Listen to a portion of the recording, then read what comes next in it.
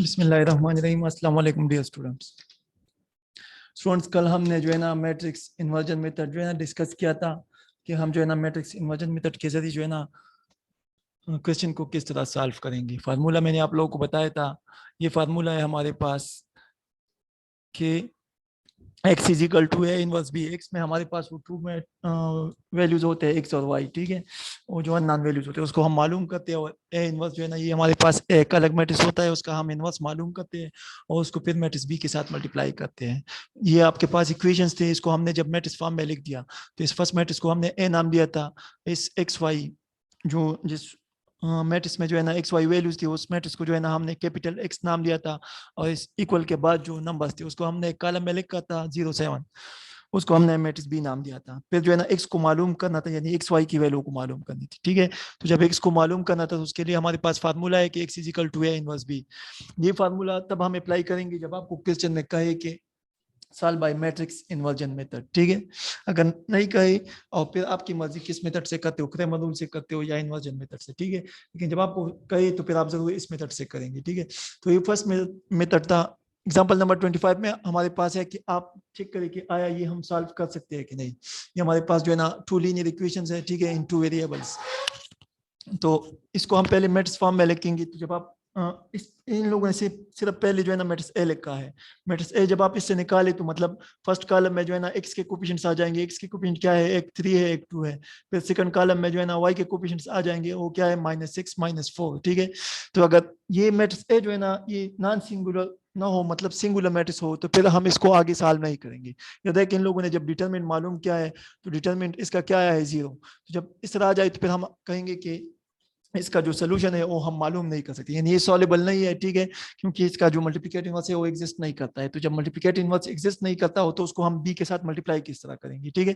तो जब multiplicative inverse exist नहीं करता हो, जिस तरह जो है ना इससे पिछले एक्सरसाइज में जब हमने मल्टीप्लिकेटिव इनवर्स मालूम करना था, तो अगर सिंगुलर मैट्रिक्स आ जाता तो फिर हम कहते हैं कि ये जो है ना हम सॉल्व नहीं कर सकते क्योंकि इसका मल्टीप्लिकेटिव इनवर्स हम मालूम नहीं कर सकते हैं। इस तरह इसमें भी होगा। अगर आपका मल्टीप्लिकेटिव इनवर्स जो है ना एग्जिस्ट नहीं करता हो तो फिर आगे हम नहीं जाएंगे, हम कहेंगे कि this system of equations are not solvable, ठीक है। क्योंकि जब आपके पास मल्टीप्लिकेटिव इनवर्स ना हो तो फिर आप बी के साथ इस मैट्रिक्स बी के साथ किस तरह मल्टीप्लाई करेंगे। इधर देख फार्मूले में देख, हमें फार्मूले में ए इनवर्स बी चाहिए, लेकिन ए इनवर्स जब हम मालूम नहीं कर सकते हो तो वो बी के साथ किस तरह मल्टीप्लाई, तो फिर आगे नहीं जाएंगे, ठीक है। तो ये तो मैट्रिक्स इन्वर्जन मेथड हुआ, ठीक है। इसके बाद आप लोग के बुक में जो है ना एक और मेथड है जिसको हम क्रेमोडूल कहते हैं, ठीक है। इन दो मेथड से जो है ना हम ये system of linear equation solve करेंगे, ठीक है, आप लोग के इस चैप्टर में, ठीक है।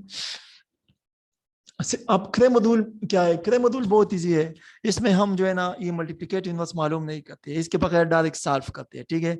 लेकिन इसमें जो है ना आपके पास जो सिस्टम ऑफ इक्वेशंस है लीनियर का, ठीक है, इससे हम जो है ना ये इसमें जब आप इसको मैट्रिक्स फॉर्म में लिखते हैं, तो देख मैं एग्जांपल से आप लोग को समझाता हूँ। इसको जब आप मैट्रिक्स फॉर्म में लिखते हैं तो मैट्रिक्स फॉर्म में ये चला जाएगा ना, एक्स के कोफिशिएंट जो है ना इधर फर्स्ट कॉलम में आ जाएगी, वाई के कोफिशिएंट इधर सेकंड कॉलम में आ जाएगी, और एक्स वाई वेरिएबल इधर इस अलग मैट्रिक्स में आ जाएगा। इज इक्वल टू के बाद जो कांस्टेंट है 1 और 10 ये इधर अलग कॉलम में आ जाएगा। इस पहले मैट्रिक्स को हम कैपिटल ए नाम दे देंगे, सेकंड मैट्रिक्स को हम जो है ना कैपिटल एक्स नाम दे देंगे, और थर्ड मैट्रिक्स को जो इक्वल के बाद है उसको हम बी नाम दे देंगे, ठीक है। इसका मतलब है कि A multiply X is equal to B. अब मैट्रिक्स इन्वर्जन मेथड के जरिए जब हम इसको सॉल्व करते हैं तो इसमें हम मल्टीप्लिकेटिव इन्वर्स नहीं मालूम नहीं करते। इसका फार्मूला ये है, इधर देखो, एक्स की वैल्यू जब हम मालूम करते हैं तो उसके लिए हम क्या करेंगे, इधर देख इसको सिर्फ देखो कि एक्स जो एक्स की वैल्यू मालूम करनी है, एक्स और वाई की वैल्यू मालूम करनी है ना। तो जब एक्स की मालूम करेंगे तो उसका मतलब इसकी मदद से मालूम करेंगे कि determinant of X divide by determinant of A. मतलब एक्स अब हमारे पास एक मैट्रिक्स होगा, हम किस तरह पहले एक्स मैट्रिक्स मालूम करेंगे, वो क्या तरीका है, इधर देख। ये जब आपके पास ये सिस्टम ऑफ लीनियर इक्वेशन है ना, इसको जब आप मैट्रिक्स फॉर्म में लिख दी तो इस तरह आ जाएगा ना कि ए सी मतलब एक्स के कोफिशिएंट जो है ना फर्स्ट कॉलम में, वाई के कोफिशिएंट सेकंड कॉलम में, और एक्स वाई वेरिएबल जो है ना वो अलग मैट्रिक्स में आ जाएगा, दरमियान में मल्टीप्लाई होगा, और इज इक्वल टू के बाद जो कांस्टेंट है एम और एन उसका अलग मैट्रिक्स बना लेंगे, वो अलग कॉलम में आ जाएगा, ठीक है। इसमें मैट्रिक्स ए हमारे पास क्या है, ए बी सी डी, मतलब जो एक्स वाई के कोफिशिएंट्स है उससे जो हमने मैट्रिक्स बनाया है उसको हम ए नाम देते हैं ना, तो ये तो मैट्रिक्स ए हो गया, ठीक है। इसके बाद हम टू मैट्रिसेस और बनाएंगे, क्रेमोडूल में हम टू मैट्रिसेस और बनाएंगे। वो किस तरह बनाएंगे, इधर देख, एक मैट्रिक्स को हम ए एक्स नाम देंगे, इसका जो नीचे छोटा सा x लिखेंगे, ये हम x की वैल्यू के लिए फिर यूज करेंगे, ठीक है। आप इसको कोई और नाम भी दे सकते हैं, ठीक है, लेकिन अपने आसानी के लिए हम इसको ax नाम देते हैं, क्योंकि जब हम x की वैल्यू मालूम करेंगे तो उसमें इस मैट्रिक्स को हम यूज करेंगे, ठीक है। तो इसमें हम क्या करते हैं, वही मैट्रिक्स ए होगा, ये देखिए वही मैट्रिक्स ए होगा, लेकिन इसमें जो फर्स्ट कॉलम है, जो एक्स के कोफिशिएंट है यानी ए और सी, इसकी जगह हम मैट्रिक्स बी के एलिमेंट्स लिखेंगे। मैट्रिक्स बी के एलिमेंट्स क्या है, एम और एन। तो इधर फर्स्ट कॉलम में जब हम एक्स एक नया मैट्रिक्स बनाएंगे, तो इसी मैट्रिक्स ए में जो है ना, हम फर्स्ट कॉलम में इस ए सी मतलब एक्स कोफिशिएंट्स की जगह जो है ना, जो मैट्रिक्स बी के एलिमेंट्स है यानी एम एन ये आ जाएंगे, और ये बी डी अपनी जगह पे आ जाएंगे। तो ये हमारे पास एक नया मैट्रिक्स बन जाएगा, ठीक है। इसके अलावा जब हम y के लिए भी हम जो है ना एक नया मैट्रिक्स बनाएंगे, ये हम y की वैल्यू जब मालूम करेंगे उसके लिए यूज करेंगे फिर, ठीक है। तो उसमें हम क्या करेंगे, यही मैट्रिक्स ए होगा, ठीक है, यही मैट्रिक्स ए होगा। इसमें अब जो y के कोफिशिएंट्स है यानी b और d, इसकी जगह जो है ना मैट्रिक्स बी के एलिमेंट्स आ जाएंगे, बट इसमें ए सी अपनी जगह पे होगा। इधर देख ए वाई जब हम बनाएंगे, ए वाई जो है ना जब हम वाई की वैल्यू मालूम करेंगे उसमें ही इसका डिटरमिनेंट यूज करेंगे, ठीक है। तो उसमें हम क्या करेंगे, वही मैट्रिक्स ए होगा, उसमें जो y के कोफिशिएंट है यानी b और d, उसकी जगह मैट्रिक्स b के एलिमेंट्स आ जाएंगे यानी m और n। तो ये हमारे पास 3 मैट्रिसेस बन जाएंगे। एक मैट्रिक्स a तो ऑलरेडी जो है ना हम जो गिवन सिस्टम ऑफ इक्वेशंस है उनसे निकाल लेंगे। फिर जो है ना मैट्रिक्स ax जो है ना, ये हम जो है ना इसमें हम क्या करेंगे, जो x के कोफिशिएंट्स है a b, यानी इसी मैट्रिक्स a में जो x के कोफिशिएंट्स है a c, तो इस a c की जगह जो है ना मैट्रिक्स b के एलिमेंट्स आ जाएंगे यानी m n। तो इसको हम फिर ax नाम देंगे, ठीक है। तो ये एक और मैट्रिक्स आ जाएगा। इसके बाद जो है ना हम ए वाई एक और मैट्रिक्स बनाएंगे, ठीक है। इसमें हम क्या करेंगे, वही मैट्रिक्स ए होगा, इसमें जो वाई के कोफिशिएंट्स है यानी बी डी, इसकी जगह हम जो है ना मैट्रिक्स बी के एलिमेंट्स लगा देंगे। तो ये क्या आ जाएगा, ए सी और एम एन। तो ये 3 मैट्रिक्स हमारे पास आ जाएंगे। फिर हम क्रैम रूल के जरिए इसको किस तरह सॉल्व करेंगे, इन तीनों मैट्रिक्स का हम डिटरमिनेंट मालूम करेंगे, यानी ये जो मैट्रिक्स ए है इसका भी डिटरमिनेंट मालूम करेंगे, ये जो मैट्रिक्स एक्स है इसका भी डिटरमिनेंट मालूम करेंगे, और ये जो मैट्रिक्स ए वाई है इसका भी डिटरमिनेंट मालूम करेंगे, ठीक है। फिर फार्मूला हमारे पास ये है कि एक्स की वैल्यू जब हम मालूम करेंगे तो हमारे पास किसके इक्वल होगा, determinant of X divide by determinant of A. और y की वैल्यू जब हम मालूम करेंगे तो हमारे पास किसके इक्वल होगा, determinant of A Y divided by determinant of A. तो डिनोमिनेटर में जब आप x की वैल्यू भी मालूम करते हो तो डिनोमिनेटर में डिटरमिनेंट ऑफ ए होगा, और जब आप y की वैल्यू भी मालूम करते हो तो डिनोमिनेटर में डिटरमिनेंट ऑफ ए होगा, यानी दोनों के साथ डिटरमिनेंट ऑफ ए होगा, ठीक है। लेकिन जब आप x की वैल्यू मालूम करते हो तो नोमिनेटर में x वाला जो मैट्रिक्स हमने बनाया है उसका डिटरमिनेंट होगा, और जब आप y की वैल्यू मालूम करते हो तो नोमिनेटर में जो है ना ए वाई वाला जो मैट्रिक्स है उसका डिटरमिनेंट होगा। तो इससे जो भी आंसर आ जाए डिटरमिनेंट तो आप लोग आसानी से मालूम कर सकते हो, मेथड आप लोगों को आता है। बस इन तीनों मैट्रिक्स का डिटरमिनेंट मालूम करें, इस फार्मूले में पुट करें, ठीक है। x के लिए determinant of x divide by determinant of a हो जाएगा, और y के लिए determinant of a y divide by determinant of a हो जाएगा। दोनों के डिनोमिनेटर में डिटरमिनेंट ऑफ a होगा, लेकिन x के लिए नोमिनेटर में जो है ना अलग मैट्रिक्स होगा, और y के लिए नोमिनेटर में अलग मैट्रिक्स होगा। इससे जो भी आंसर आ जाए, इससे चाहे आप इस मेथड से सॉल्व करते हो या चाहे आप जो है ना मैट्रिक्स इन्वर्जन मेथड, इससे पहले जो कल हमने डिस्कस किया था उस मेथड से सॉल्व करते हो, ठीक है। दोनों मेथड से जो है ना सोल्यूशन यानी आंसर जो है ना दोनों से एक ही आएगा, सिर्फ जो है ना तरीका चेंज होगा, ठीक है। अब इधर देख, इस पर एक एग्जांपल दिया है, ये हमने जो है ना नोट्स में फिर आगे एक्सरसाइज जब हम करेंगे तो उसमें हमने जो है ना डिटेल से स्टेप बाय स्टेप किया है, तो फिर आप लोग आसानी से समझोगे। इधर ये एग्जांपल देख लें, ये वही जो है ना सिस्टम ऑफ लीनियर इक्वेशंस है, ठीक है। 2 इक्वेशंस है आपके पास इन 2 वेरिएबल्स है एक्स एंड वाई, तो ये स्ट्रेट लाइंस होंगे, ठीक है। तो देख लीजिए इसका जो है ना सोल्यूशन जो है ना हम मालूम कर सकते हैं कि नहीं, बाय क्रैमर रूल, ठीक है। तो क्रैमर रूल हम पहले तो इस इक्वेशन को सिस्टम ऑफ इक्वेशन को मैट्रिक्स फॉर्म में लिख देंगे, ठीक है।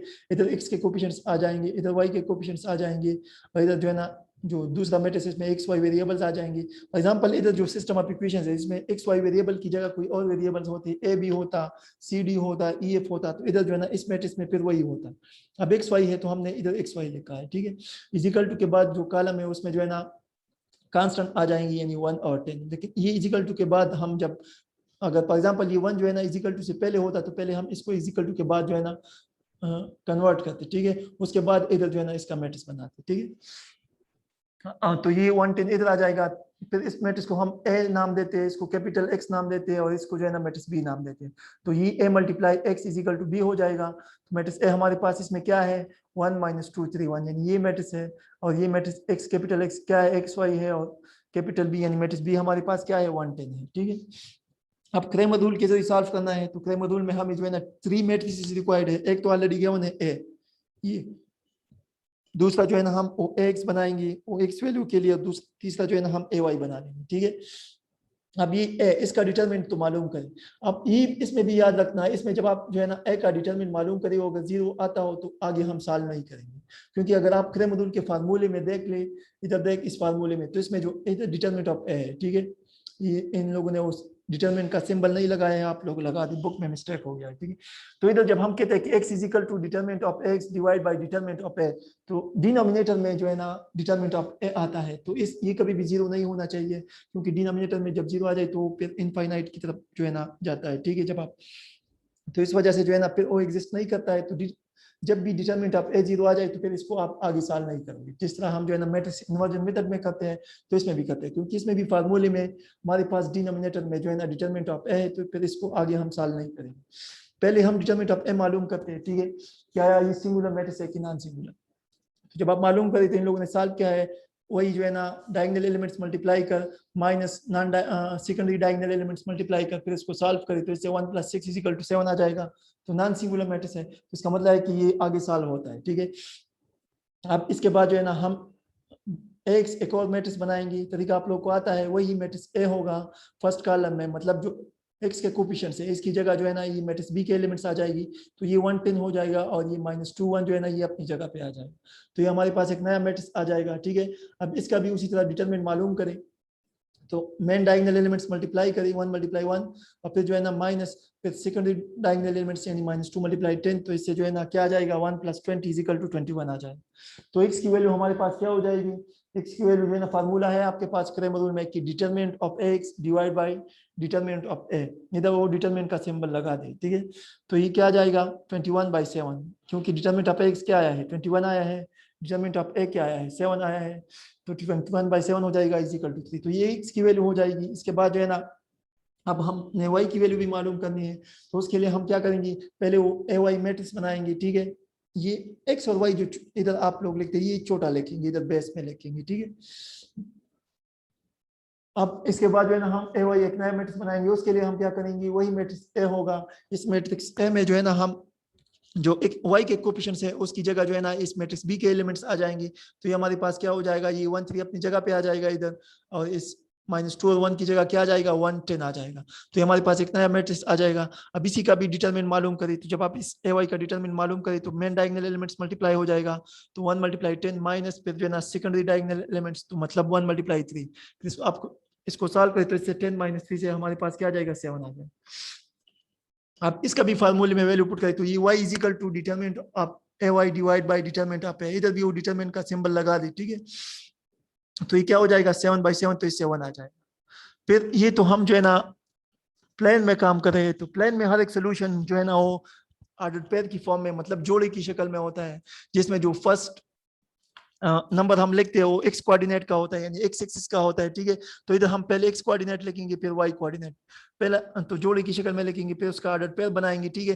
तो ये 3 1, फिर उसको जो है ना हम सेट में मतलब कर्ली ब्रेसेस में बंद करेंगे, तो ये हमारे पास सोल्यूशन सेट हो जाएगा, ठीक है। तो 3 1 जो ऑर्डर पेयर है ये इस गिवन सिस्टम का सोल्यूशन है, और इसको जब हम सेट में बंद करें तो हमारे पास सोल्यूशन सेट आ जाएगा, ठीक है। हेंस सोल्यूशन सेट = 3 1, ठीक है। ये रियल लाइफ प्रॉब्लम्स, मतलब ये हम जो है ना रियल लाइफ में भी ये लीनियर इक्वेशन जो है ना यूज करते हैं। ये एग्जांपल आप लोग देख ले, फिर भी कोई प्रॉब्लम हो तो मैं डिस्कस कर लूंगा। अब आप लोग एक्सरसाइज पे आ जाए, ठीक है। Exercise page number 43, exercise 1.6, question number 1 हम सॉल्व करते हैं, ठीक है।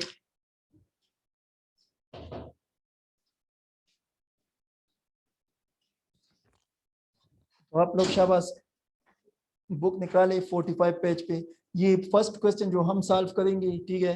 तो solve the following system of linear equation using inversion method. तो मैट्रिक्स इन्वर्जन मेथड आप लोगों को फार्मूला आता है, ठीक है। ये एक्सरसाइज है, इसमें हमने डिटेल से किया है, आप लोग अब आसानी से समझोगे, ठीक है।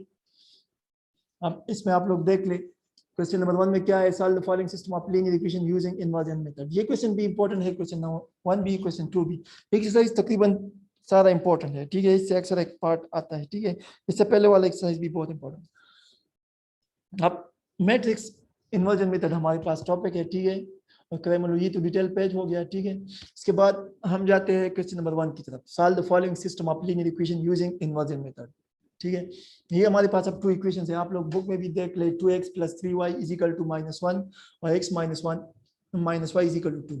तो ये याद रखना, अगर कोई इक्वेशन में फॉर एग्जांपल ये -1 जो है ना, ये राइट साइड पर ना हो, यानी ये जो कांस्टेंट है, ठीक है। पहले लीनियर इक्वेशन को आप स्टैंडर्ड फॉर्म में लिखती है, यानी पहले जो है ना जो जिस वेरिएबल टर्म में वेरिएबल x हो उसको पहले लिख दी, उसके बाद जिस टर्म में वेरिएबल y हो उसको बाद में लिख दी, और जो कांस्टेंट है उसको राइट साइड पर शिफ्ट कर दी। अगर कोई इक्वेशन जो है ना वो स्टैंड फॉर्म में ना हो तो फिर आप पहले स्टैंड फॉर्म में लिख दी, ठीक है। उसके बाद जो है ना आप सॉल्व करेंगे, डायरेक्ट सॉल्व नहीं करोगे, ठीक है। तो ये अब हमारे पास ऑलरेडी स्टैंड फॉर्म में है, ठीक है।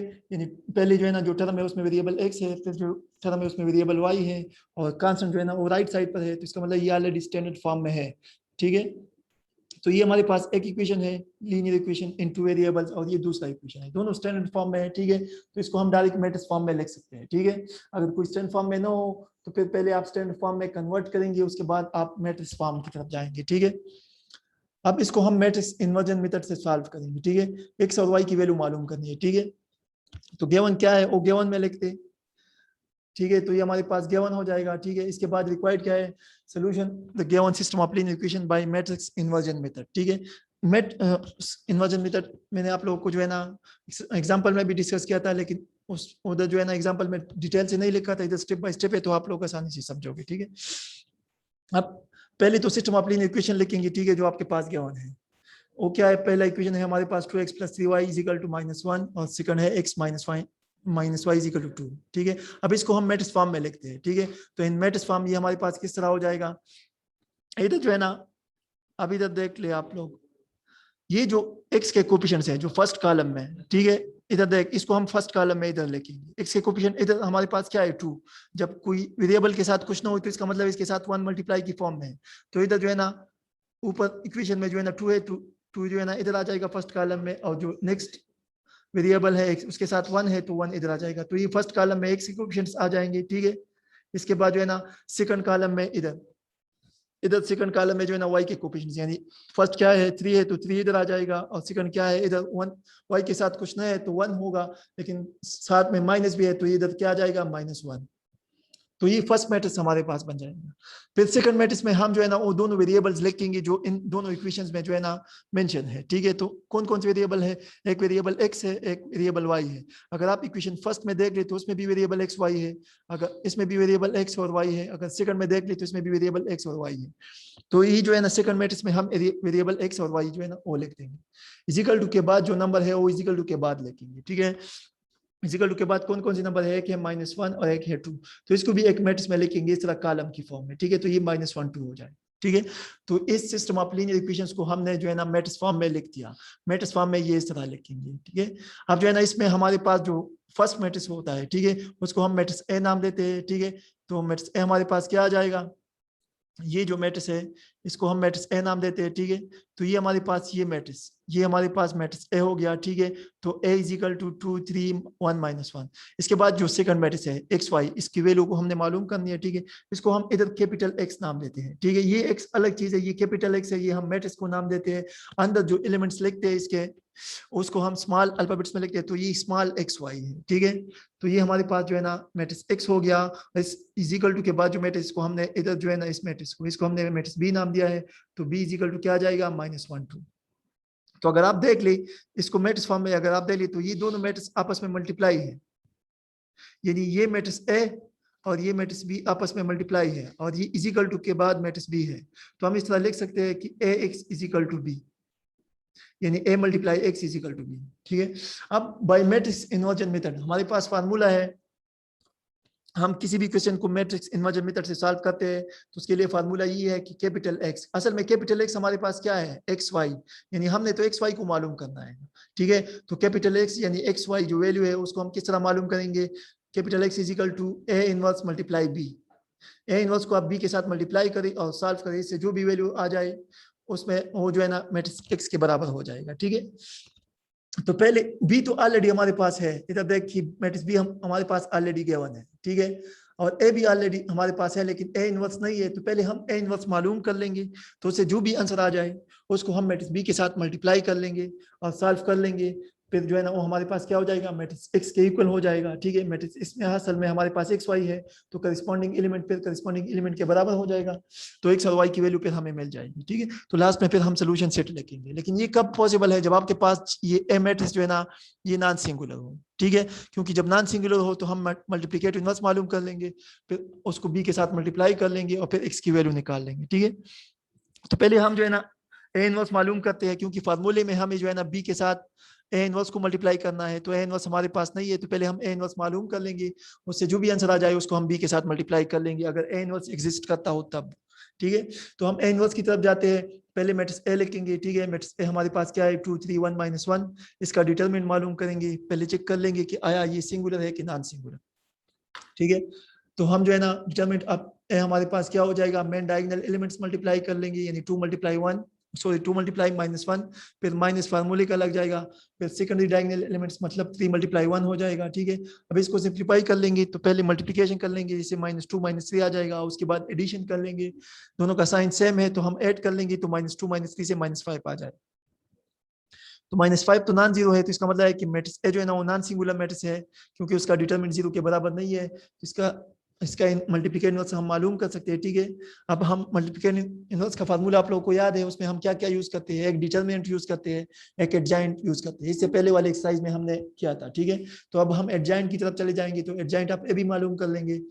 ए हमारे पास ये मैट्रिक्स है 2 3 1 -1, एडजॉइंट इसका क्या हो जाएगा, जो मेन डायगोनल एलिमेंट्स है ये दोनों एक दूसरे के साथ, ये दोनों एक दूसरे के साथ इधर जगह चेंज कर लेंगे, यानी 2 -1 की जगह पे आ जाएगा और -1 जो है ना 2 की जगह पे चला जाएगा, और ये जो सेकेंडरी डायगोनल एलिमेंट्स है इन दोनों का साइन चेंज हो जाएगा, ये दोनों प्लस प्लस है तो दोनों माइनस माइनस हो जाएगा, तो ये एडजॉइंट आप ए हो जाएगा। अब फार्मूला हमारे पास मल्टीप्लिकेटिव इनवर्स का गिवन है कि A inverse is equal to 1 divided by determinant of A into adjoint of A. अब फार्मूले में वैल्यूज पुट करें तो multiplicative inverse is equal to 1 divided by -5 into adjoint of A क्या है -1 -3 -1 2, तो ये तो मल्टीप्लिकेटिव इनवर्स मालूम हो गया। ठीक है, लेकिन हमें इस क्वेश्चन में रिक्वायर्ड जो है ना वो एक्स वाई की वैल्यू है। ठीक है, यानी इस मैट्रिक्स एक्स को हमने मालूम करना है। ठीक है, तो ए इनवर्स हमें मिल गया, बी ऑलरेडी हमारे पास है, इन दोनों को मल्टीप्लाई करें और सिंप्लीफाई करें, आपको खुद बहुत मैट्रिक्स एक्स मिल जाएगा। ठीक है,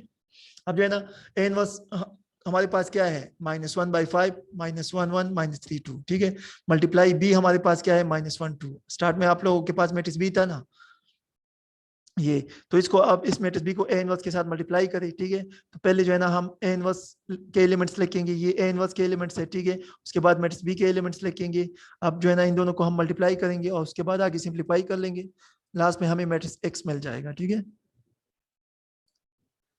अब मल्टीप्लाई करें, मल्टीप्लिकेशन पॉसिबल है क्योंकि जो फर्स्ट मैट्रिक्स है उसमें जो नंबर ऑफ कॉलम्स है वो सेकंड मैट्रिक्स में नंबर ऑफ रोज के इक्वल है, तो इसका मतलब है इसको हम मल्टीप्लाई कर सकते हैं, तो मल्टीप्लाई करें तो देख क्या आता है। ठीक है, तो first row multiply first column करें, देख first row multiply first column. ठीक है, तो इसके एलिमेंट्स इधर आ जाएंगे, हमारे पास तो सेकंड कॉलम नहीं है इधर, अगर सेकंड कॉलम होता तो फिर हम फर्स्ट रो को सेकंड कॉलम के साथ भी मल्टीप्लाई करते स्पेस दे देते, लेकिन सेकंड कॉलम नहीं है, कॉलम खत्म हो गई तो मैट्रिक्स को हम क्लोज कर लेंगे। ठीक है, हम जब सेकंड रो की तरफ जाएंगे तो उसको इधर नीचे उसके एलिमेंट्स लिखेंगे। ठीक है, अब उसी तरह जो है ना second row multiply first column, तो इसके एलिमेंट्स इधर आ जाएंगे, इसके बाद जो है ना ये इजिकल टू नहीं है, ये मल्टीप्लाई है -1/5 मल्टीप्लाई दिस। ठीक है, तो कैपिटल एक्स मतलब मैट्रिक्स एक्स हमारे पास क्या हो जाएगा इजिकल टू -1/5, इसको सिंप्लीफाई करें, पहले मल्टीप्लिकेशन करें तो इसे क्या आ जाएगा 1 + -6। ठीक है, और इसे आ जाएगा 1 + 4, फिर जो है ना x इजिकल टू -1/5 अपनी जगह पे, फिर एडिशन कर ले तो 1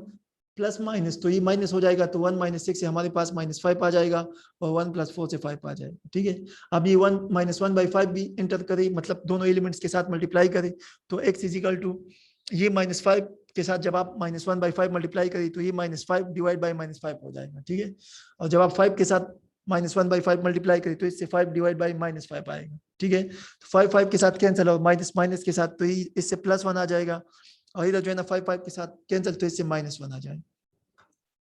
तो जो कैपिटल एक्स है उसमें वो तो हमारे पास असल में एक्स वाई की वैल्यू के बराबर है ना, तो इसकी जगह हम वापस एक्स वाई लिख सकते हैं। ठीक है, तो एक्स वाई इजिकल टू 1 - 1, तो करस्पॉन्डिंग एलिमेंट जो है ना इक्वल हो जाएंगे क्योंकि दोनों मैट्रिसेस इक्वल है। तो जब दोनों मैट्रिक्स आपके पास इक्वल हो तो उसका ऑर्डर भी सेम होता है और करस्पॉन्डिंग इक्वल भी एलिमेंट्स भी इक्वल होते हैं, ठीक है। इसका मतलब है कि x जो है ना वो 1 के बराबर हो जाएगा और y जो है ना वो -1 के इक्वल हो जाएगा, ठीक है। तो therefore x is equal to 1 and y is equal to -1। अब आखिर में आप इसको सोल्यूशन सेट में मस्ट लिखेंगे, अगर सोल्यूशन सेट में आपने इसको नहीं लिखा तो फिर आपसे 1 मार्क कटेगा, ठीक है। तो इसका सोल्यूशन क्या हो जाएगा 1 - 1, मतलब इसका हम पहले इस तरह ऑर्डर्ड पेयर बनाएंगे और इसका सोल्यूशन हो जाएगा। पहले ऑर्डर्ड पेयर में जो है ना x की एलिमेंट आएंगी क्योंकि x एक्सिस पे ये इसकी वैल्यू होती है, ठीक है। फिर उसके बाद कामा, उसके बाद जो है ना y एक्सिस की वैल्यू मतलब -1 आ जाएगा, ठीक है, यानी x कोऑर्डिनेट और फिर बाद में y कोऑर्डिनेट, ठीक है। अब यही तो सोल्यूशन हुआ इस given system of linear equations का, ठीक है। इसको जब आप सेट में बंद करें तो हमारे पास सोल्यूशन सेट हो जाएगा, ठीक है। तो फिर आप लिख दिए therefore solution set is equal to, set में बंद करें यानी सेट का इस तरह कर्ली ब्रेसेस लगा दे, ठीक है, इस तरह, और इस ऑर्डर पेयर को इस तरह सेट में बंद करें, ठीक है। तो ये हमारे पास सोल्यूशन सेट आ जाएगा। तो 1 - 1 हमारे पास सोल्यूशन सेट आ जाएगा, ठीक है। अब इसके बाद सेकंड जो क्वेश्चन है वो भी बिल्कुल इस तरह सेम टू सेम है। आपने जो है ना यही मेथड अप्लाई करना है। पहले आप जो मैट्रिक्स ए बनाएंगे वो देखेंगे क्या है, सिंगुलर है कि नॉन सिंगुलर। अगर सिंगुलर हो फिर आप आगे नहीं जाएंगे कि इसको हम सॉल्व नहीं कर सकते हैं, लेकिन जब नॉन सिंगुलर हो तो फिर आप आगे जाएंगे, ठीक है। तो ये भी आप खुद करें और इसका जो पार्ट नंबर 3 है ये भी आप खुद करें। ये दोनों होमवर्क हो गया। पार्ट नंबर 4 भी आप खुद करें, लेकिन पार्ट नंबर 4 में पहले आपने क्या करना है, इक्वेशंस को दोनों को स्टैंडर्ड फॉर्म में लिखना है, ठीक है। इधर देख, ये पार्ट नंबर 3 की तरफ देखो ना। पार्ट नंबर 3 में अगर आप देख लिए तो ये मैट्रिक्स जो है ना ये x + 2y और दूसरा है, सॉरी पार्ट नंबर 2 की तरफ x + 2y और दूसरा है 3x + 6y, ठीक है। तो इसमें जब आप मैट्रिक्स ए मालूम करिए, हमारे पास मैट्रिक्स ए है और इसका जब आप डिटरमिनेंट मालूम करिए, जब देख इसका डिटरमिनेंट आता है 0, तो फिर आप आगे इसको सॉल्व नहीं करेंगे, इधर बस डायरेक्ट कहेंगे कि a singular Matrix so A inverse is impossible, मतलब ए इनवर्स को हम मालूम नहीं कर सकते, इसलिए जो है ना इस list system of linear equation को जो है ना हम आगे सॉल्व नहीं कर सकते, ठीक है। इसके बाद जो पार्ट नंबर 3 है ये भी आप लोग खुद सॉल्व करें, ठीक है। पार्ट नंबर 3 जो है ना इसमें जब आप मैट्रिक्स ए मालूम करें तो जो है ना आपके पास नॉन सिंगुलर मैट्रिक्स है क्योंकि -1 आंसर आया है, ठीक है। तो आगे सॉल्व होता है तो फिर आप इसका जो है ना ए इनवर्स भी मालूम करें, पहले डिटरमिनेंट मालूम करें फिर ए इनवर्स। तो जब ए इनवर्स मालूम करें तो फिर उसको बी के साथ मल्टीप्लाई करें और आगे सिंप्लीफाई करें, जो भी आ जाए आपके पास लास्ट में ओ एक्स वाई की वैल्यू होगी, ठीक है। तो एक्स की वैल्यू जो है ना वो 2 आ जाएगा और वाई की वैल्यू -1/2 आ जाएगा, ठीक है। फिर इसको आप सोल्यूशन सेट में इस तरह लिख दिया, ऑर्डर पेयर बना ले और उसको सोल्यूशन सेट में लिख दी, तो ये आपके पास सोल्यूशन सेट हो जाएगा। पार्ट नंबर 4 जो है ना वो स्टैंडर्ड फॉर्म में लीनियर इक्वेशन नहीं है, पहले इसको आप स्टैंडर्ड फॉर्म में कन्वर्ट करिए। स्टैंडर्ड फॉर्म में हमारे पास पहले क्या होता है, जिस टर्म में वेरिएबल x को हम पहले लिखते हैं, फिर जिस टर्म में वेरिएबल y उसको बाद में लिखते हैं, और जो कांस्टेंट है उसको हम राइट साइड पर शिफ्ट करते हैं। तो ये -1 पहले राइट साइड पर शिफ्ट करेंगे, इस तरह सेकंड इक्वेशन में भी ये +3 जो है ना राइट साइड पर शिफ्ट करेंगे। उसके बाद इसको हम मैट्रिक्स फॉर्म में लिखेंगे, ठीक है। पहले आप इसको जो है ना स्टैंडर्ड फॉर्म में लिख दी तो ये हमारे पास स्टैंडर्ड फॉर्म में आ जाएगा। इसके बाद इसको आप इस तरह मैट्रिक्स फॉर्म में लिख दी, इसके बाद आगे इसको आप सॉल्व करें, ठीक है। तो मैट्रिक्स ए जो है ना उसको पहले सॉल्व करिए, यानी मल्टीप्लिकेटिव इनवर्स मालूम करें। फार्मूले में हमारे पास जो x है मैट्रिक्स इन्वर्जन में, तो x is equal to A inverse b के बराबर है, तो पहले आप मल्टीप्लिकेटिव इनवर्स मालूम करें, ठीक है। उससे जो भी आंसर आ जाए, ठीक है, तो उसको आप जो है ना b के साथ मल्टीप्लाई करें और आगे फिर सॉल्व करें। तो ये पार्ट भी आप लोग खुद करें, तो ये भी होमवर्क हो गया है।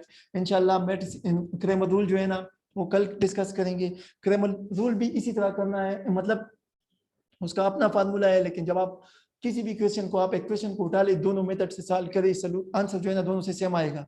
कब, जब वो लाइन जो है ना, ये असल में तो लाइन से आपके पास, जब वो लाइन जो है ना एक ही पॉइंट पर इंटरसेक्ट करता हो, ठीक है। अगर जो है ना एक लाइन दूसरे के ऊपर पड़ा हो मतलब तो उसके इनफाइनाइट सॉल्यूशंस होते हैं, वो तो खैर पैरेलल होते हैं, वो फिर आगे सवाल नहीं होता है उसका जवाब। पैरेलल लाइंस जो है जब एक लाइन दूसरे के ऊपर पड़ा हो वो भी पैरेलल होते हैं, या जब दो लाइन जो है ना एक दूसरे के दरमियान जो है ना स्लोप, दोनों लाइन का स्लोप एक जैसा हो, ठीक है, तो वो भी पैरेलल होता है, उसका भी मल्टीप्लिकेटिव इनवर्स जो है ना एग्जिस्ट नहीं करता है, वो आगे हम फिर सॉल्व नहीं करते। स्लोप ऑलरेडी आप लोगों ने पढ़ा होगा, ठीक है, फिजिक्स में। जी, किसी ने अगर कोई क्वेश्चन पूछना है शाबाश पूछ ले। Anybody any question? शाबाश, किसी ने क्वेश्चन पूछना है पूछ ले, शाबाश। हेजल बेटा एनी क्वेश्चन?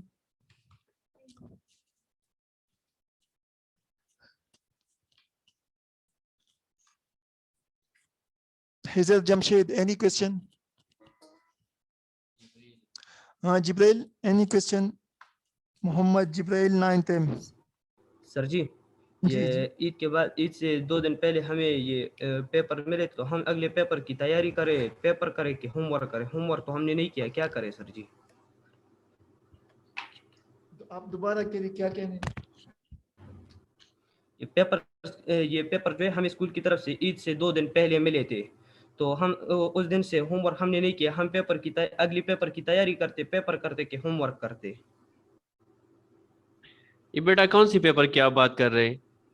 ये सारे हमें स्कूल की तरफ से जो मंथली टेस्ट मिले थे ईद से 2 दिन पहले। हाँ बेटा, तो ये तो आप लोगों के लिए इसलिए है कि मीन आप लोगों को बर्डन लगेगा, लेकिन आप लोगों की प्रिपरेशन के लिए सही है। सर जी, लेकिन हमने तो उसके बाद से होमवर्क नहीं किया, ये समझ नहीं आ रहा था। समझ नहीं आ रही थी इस चीज की? Yes sir. ठीक है, सारे सब्जेक्ट्स की या स्पेसिफिक सब्जेक्ट की?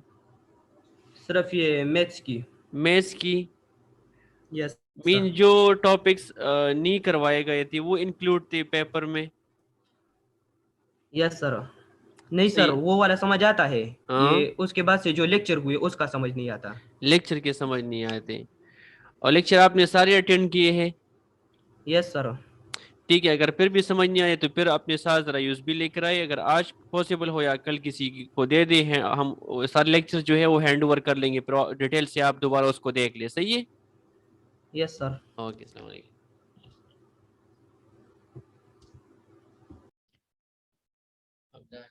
Abdal Ahmad. Abdal Ahmad.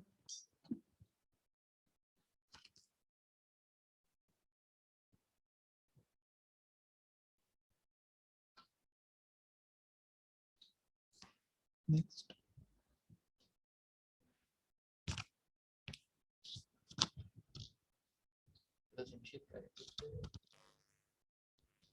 Hazel Jamshed, 9th L. Sir ji question नहीं। Okay, thank you. Okay, Allah हाफिज, अपना ख्याल रखना।